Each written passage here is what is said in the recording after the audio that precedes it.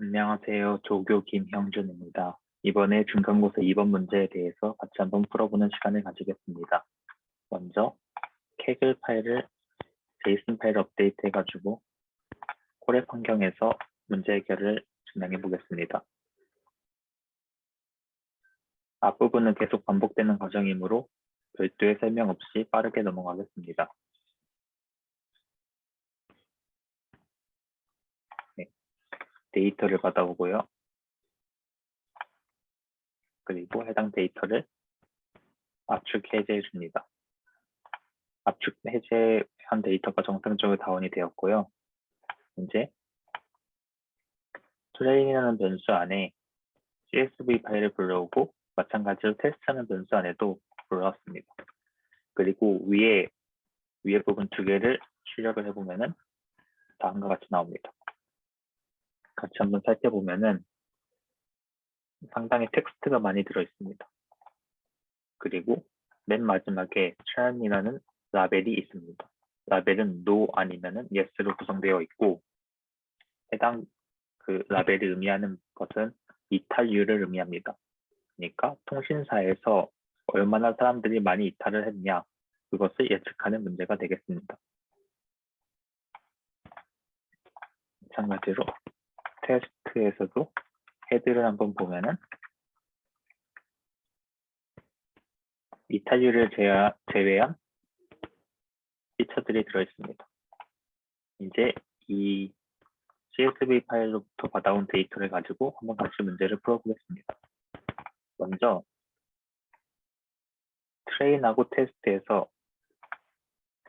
각 컬럼마다 길이가 몇인지 한번 뽑아보았습니다. 그 결과 4788개인 그 컬럼이 3개가 나왔습니다.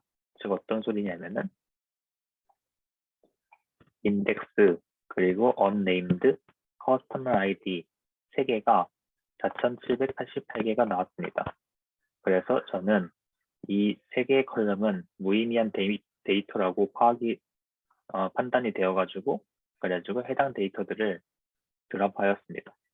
마찬가지로 테스트에서도 컬럼이 3개가 같은 개수로 나왔고 즉 고유 번호를 의미하는 것 같아가지고 그래가지고 일단은 드랍을 하였습니다. 드랍을 할 때는 del 함수를 이용해서 드랍을 해도 되지만 저는 판다스의 드랍이라는 그 함수를 이용해가지고 액시스를 1로 지정하고 3개의 컬럼을 드랍을 하였습니다. 이때 액시스는 열을 의미합니다. 액시스는 열을 의미합니다.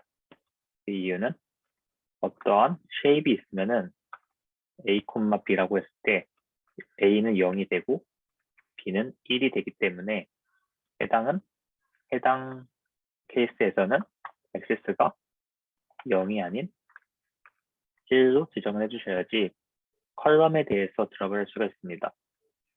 다큐멘테이션에도 잘 적혀 있을 거고요. 아무튼 저희는 이제 액시스를 드랍을 하고서 액시스가 아니라 그 컬럼 3개를 드랍을 하고서 다시 데이터를 받았습니다. 그러면은 다음과 같이 앞에 3개의 컬럼이 드랍이 된 걸 확인할 수 있습니다. 이제 다음으로 할 것은 X 트레인하고 Y 트레인으로 트레인 데이터를 나눕니다. 이 과정은 실습에서 많이 해봤기 때문에 별도의 설명은 하지 않겠습니다. 그리고 쉐이프를 확인해 보면은 다음과 같이 나옵니다. 먼저 피처들이 나오고 그리고 그 해당 피처들에 대한 라벨 값 그리고 테스트 데이터 이렇게 3개의 종류로 분할을 했습니다. 여태까지 풀었던 실습 문제와 동일합니다. 네, 이렇게 드랍된 거 확인됐고요. 테스트도 마찬가지로 드랍이 되었고 그리고 이제 판다스의 info라는 함수를 이용해서 한번 데이터들을 살펴봅니다. 이게 트레인 데이터고 아래는 테스트 데이터입니다. 여기서 보셔야 할 거는 4788개씩 그 난값이 섞여 있지 않은 데이터들이 쭉 들어있습니다. 마찬가지로 1198개씩 난값이 섞여 있지 않은 데이터들이 쭉 들어있습니다. 여기서 또 주의 보셔야 할 게 데이터 타입입니다. float 64가 1개 있고 int 64 2개, 오브젝트가 16개 있습니다. 이와 반면에 여기서는 float 64가 2개 있고 int 2개, 오브젝트가 15개 있습니다. 즉, 그 트레인 데이터하고 테스트 데이터하고 맞지가 않는 것을 확인해 볼 수 있습니다. 그 이유는 비교를 해보시면 알 수 있겠지만 여기에 monthly charges의 float 64가 테스트에서는 monthly charges가 아니라 total charges가 트레인에서는 오브젝트이지만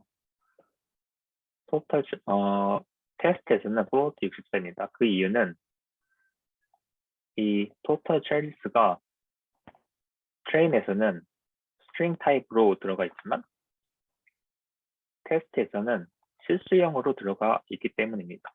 그래서 우리는 이것을 처리를 해줘야 합니다. 그래서 pandas-의 toNumeric이라는 함수를 이용하면은 다운캐스트에 여기 float라고 적어주시면 실수로 변환할 수가 있는데요. 근데 보시다시피 실수로 변환을 하려니 에러가 납니다.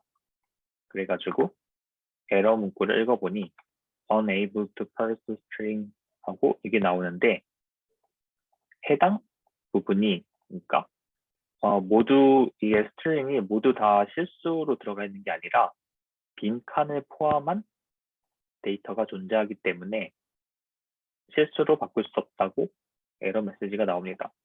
그리고 그거의 포지션이 280이라고 하는데 한번 확인해 보겠습니다. 네. 트레인에서 280번째 데이터를 한번 살펴봅니다. 해당 데이터에 공백이 들어가 있는 것을 확인할 수 있습니다. 다른 데이터를 살펴보면은 이렇게 실수가 들어가 있는데 280에서는 공백이 들어가 있습니다.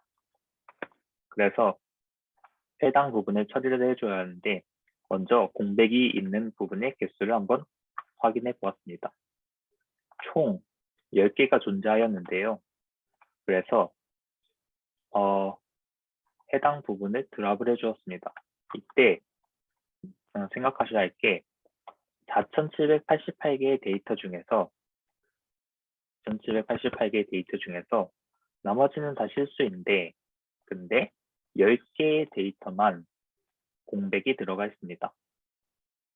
여기서 실수라고 말한 거는 string 타입으로 실수가 적혀 있다는 의미겠죠. 아무튼 10개만 공백이 들어가 있습니다. 그래서 total charges를 전부 다 드랍하느냐 아니면 10개만 드랍하느냐 그 선택에서 저는 10개만 드랍하는 것을 선택을 했습니다. 물론 이때 그 푸는 전략에서 드랍을 하지 않고 에버리지 값을 채운다거나 아니면 0을 채운다거나 그거는 푸는 사람의 판단에 달려 있습니다. 일단 저는 드랍해 보았습니다. 그래서 먼저 그 인덱스가 어디 있는지 drop index라는 이 변수에 저장을 해주고요. 그럼 drop index가 하나, 둘, 셋, 넷, 다, 일곱, 여덟, 아홉, 10개가 나옵니다. 해당 부분에 공백 스트링이 들어가 있기 때문에 에러가 뜬 것입니다. 그래서 이건 아까 해본 작업이기 때문에 280번째 데이터는 공백이고요. drop index를 한번 드랍해 보겠습니다. 이때 엑시스는 행을 드랍할 것이기 때문에 0입니다. 아까는 컬럼 자체를 드랍할 거였기 때문에 1을 넣었지만 이번에는 0을 넣고 실행을 해줍니다. 그러면은 이제 아까 전에 에러가 떴던 td.toNumeric이 작동되는 것을 확인할 수 있습니다. 그리고 여기 total charges가 float 타입으로 변경이 되었습니다. 이제 라벨 인코더를 적용을 해야 합니다. 먼저 지금까지 데이터를 한번 살펴보겠습니다. 데이터를 살펴보면은 메일, yes, yes, no internet service 이런 것 같이 상당히 텍스트가 많이 포함이 되어 있습니다. 그래서 우리는 텍스트를 이제 정수형 혹은 실수형, 정수형이 되겠죠. 정수형으로 바꿔야 하는데 라벨 인코더를 적용을 해야 합니다. 먼저 피처들의 컬럼이 어떤 것들이 있는지 한번 받아왔습니다. 이렇게 많은 컬럼들이 있는데요.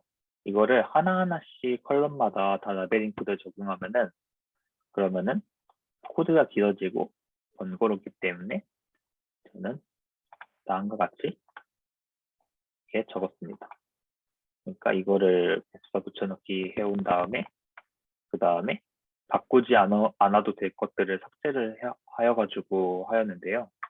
그렇게 한 이유는 라벨 인코더로 바꾸지 않아도 될 부분이 있습니다. 즉 female 이거는 스트링이 들어가 있기 때문에 바꿔야 하지만 senior citizen은 0. 이거 아래쪽은 좀 봐야 되겠는데 잠시만요. 네, 이런 식으로 이미 정수형으로 되어 있는 건 바꿀 필요가 없습니다. 오히려 바꾸면 이상해질 수가 있습니다. 그 이유에 대해서는 한번 생각해 보시기 바랍니다.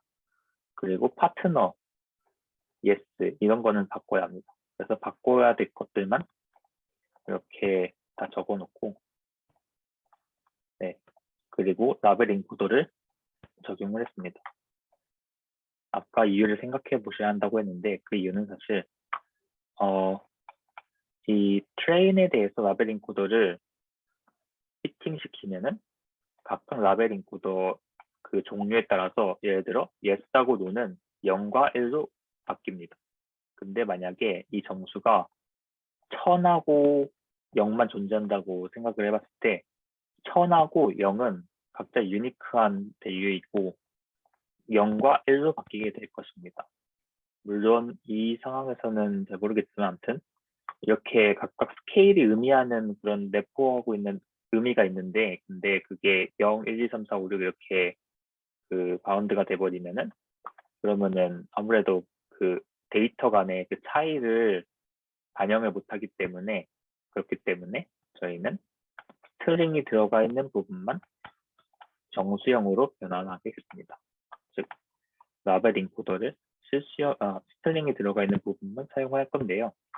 그래서 xtest.columns xtrain.columns에도 똑같은 결과가 나올 텐데 여기서 이 부분들을 끌어다가 쓰고 columns라고 넣고 그 부분에서 실수형인 부분을 지었습니다.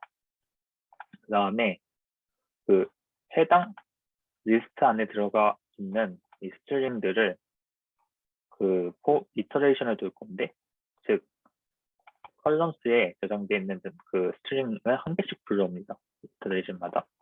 그래가지고 그 이터레이션마다 라벨 인코더를 초기화하고 그리고 엑스트레인의 해당 컬럼에 라벨 인코더를 fit 트랜스폼 시킨 다음에 그 다음에 그 트레인된 라벨 인코더를 테스트에다가 트랜스폼합니다.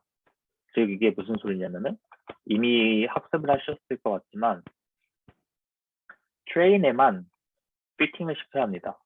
근데 여기서 테스트에도 피팅을 시킨 분들이 상당히 많았습니다. 이번 시험에. 저희가 그 감점은 하지 않았습니다. 그 시험지 자체에 이거를 감점한다는 말을 안 적어놨었기 때문에 일단 감점은 하지 않았는데 근데 그렇게 푸신 분들은 가산점 대상자에서 제외를 하였습니다.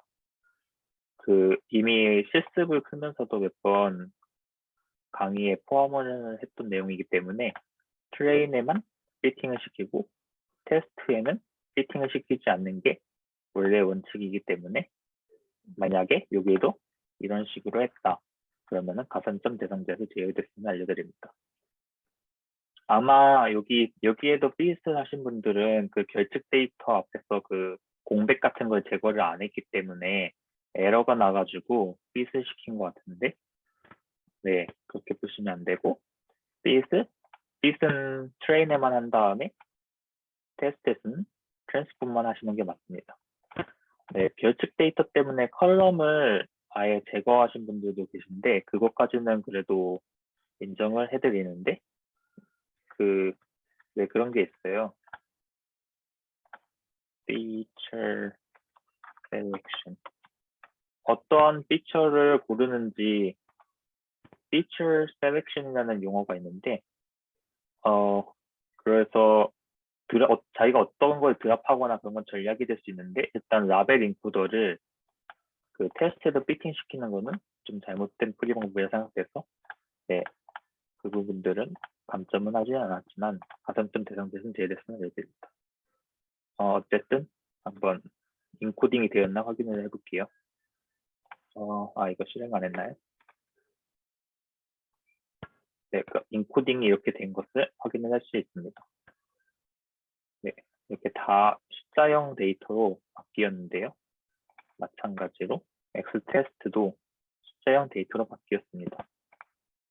그리고 이제 한번 데이터들을 히스토그램에 그려볼 건데요. 저는 맷플롯 하이 이름이 뭐였죠? 맷플롯 라이브러리에서 파이플롯을 PLT로 인풋해 온 다음에, 그러니까 이게 시각화 도구를 PLT로 인풋해 온 다음에, 그 다음에 사실 이건 안 썼네요. 제가 네, 안 지원하는데 이거는 필요가 없고, 그냥 판다스의 히스트를 이용해 가지고 한번 시각화를 해보았는데요. 이렇게 시각화를 했을 때 위에 각각 컬럼마다 위에는 트레인 그리고 테스트, 한번 이 경향성을 보시면은 지금 좀 축소를 해서 보시면은 젠더 트레인, 젠더 테스트 이렇게 나오는데, 네, 분포가 어느 정도 비슷하죠. 네, 마찬가지로 파트너도 비슷하고, 뭐 이렇게 보는 작업은 필수는 아니지만 그냥 한번 해설하는 입장에서 보여드리고자 가지고 와봤습니다. 네, 본 서비스, 멀티플 라인스, 이런 것들이 있고요. 그리고 이제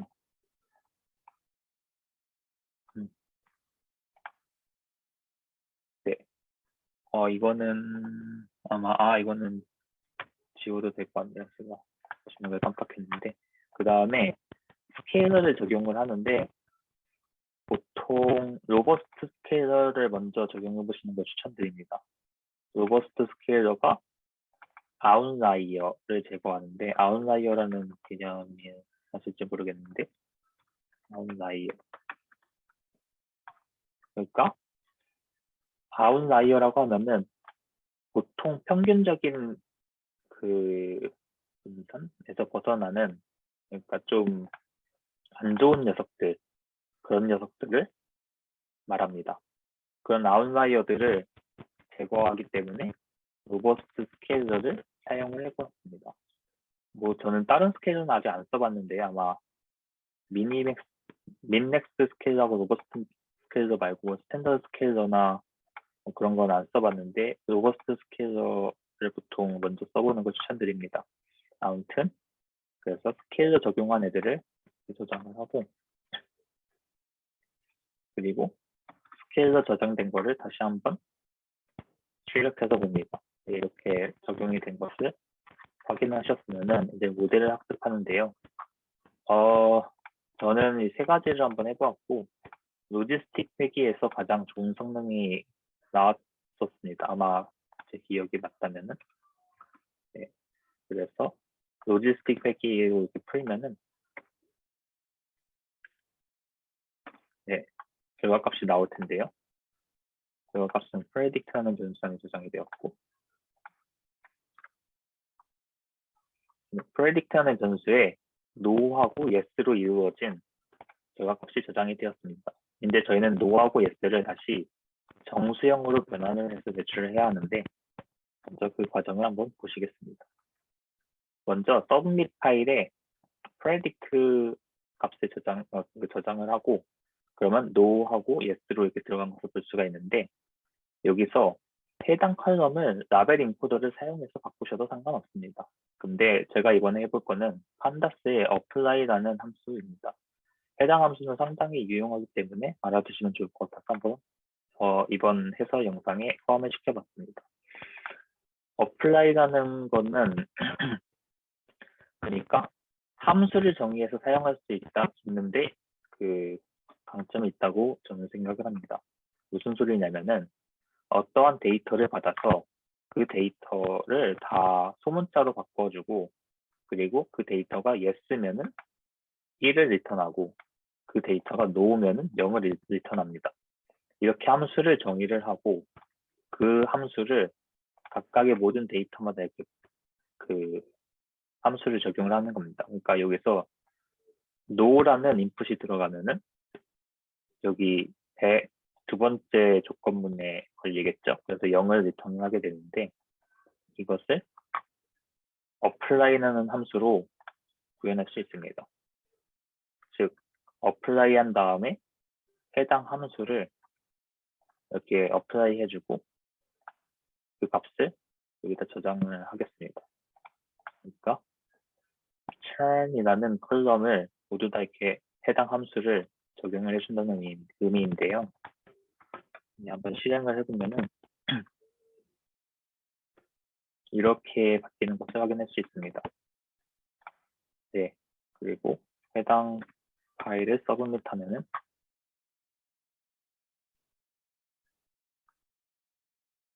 네,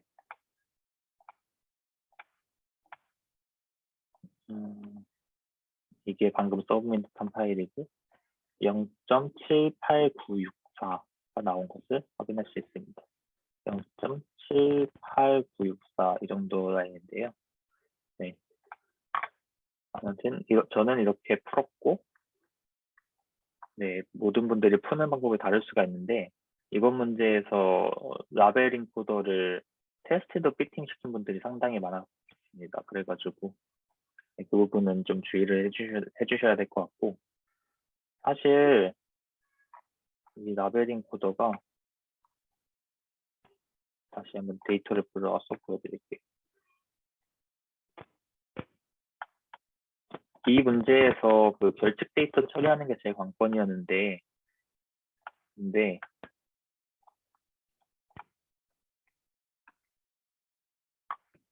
결측 데이터 처리를 안 하고서 라벨 인코더를 빅 트랜스폼 시키신 분들이 있어요.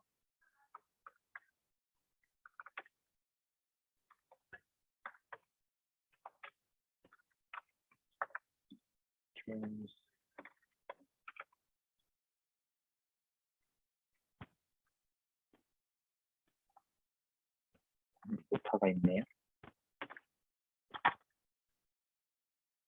사실 이렇게 그냥 어플라이 한 다음에 빅 트랜스폼 시키면은 전부 다 바뀌어요. 테스트도 마찬가지로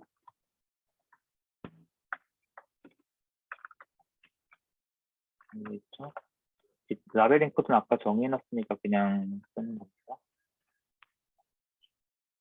테스트도 마찬가지로 빅 트랜스폼 하면은 다 바뀌어요. 근데 이렇게 크면은 안 되는 게 먼저 아까 모든 그 컬럼에 대해서 저희가 라벨 인코더를 적용할 게 아니잖아요. 그래가지고 아까처럼 이렇게 나눠가지고 적용하고 싶은 컬럼만 이렇게 따로 리스트로 넣은 다음에 적용을 한 거고요. 그리고 테스트에도 빅 트랜스폼을 시키면 안 되기 때문에 결집 데이터를 처리를 해야 돼요.